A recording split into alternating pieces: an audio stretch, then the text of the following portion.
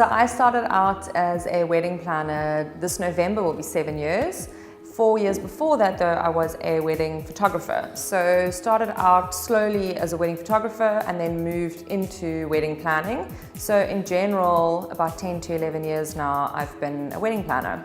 My main services when it comes to wedding planning is basically anything and everything wedding. There's nothing that I don't do. And if there's something that I can't do, if it's travel or honeymoon, then I will always recommend somebody that I work with that I know that they can do it. Once they've decided on me as their planner, then we get down to work. So the first thing we always do is obviously find a date, which then has to coincide with the type of venue that they want. So once you've got a venue and a date, then we look at obviously numbers, and then I always like to book photography, videography, the decor and the music and lighting. Those are like the big things that I like to book first. I find that those are the most important, and I think that we need to book that in, get it done, put it into the budget, and then work on the smaller things. I'd say my most elaborate wedding, although this is, for me is the most elaborate wedding, was for a couple from Hong Kong. So they flew all their guests down, they stayed at the beautiful Fred and List, which is one of my favorites, and they did a 3-day event there. So we did beautiful gladiola coming from the ceiling, naked bulbs. Their colors weren't the particular white on green. It was lush, full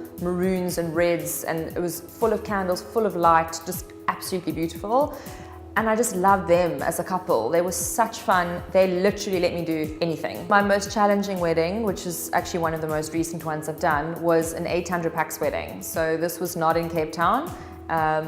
And so it was something new for me. Being in industry for so long, it was still something new for me. It was a huge amount of people and a massive amount of responsibility in a place I'd never been to. So I was very lucky that I got to bring supplies from Cape Town that I trusted and I understood.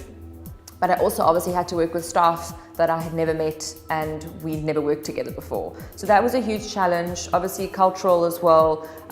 We had to understand their culture and make sure that we didn't disrespect anybody. So it was a long and challenging 7 days, but I had a great team behind me, and I think it's important to acknowledge that I could never have done a wedding that size without the team around me. I think trust is massively important when it comes to wedding planning. I think that without trust, you probably wouldn't be able to plan a wedding correctly.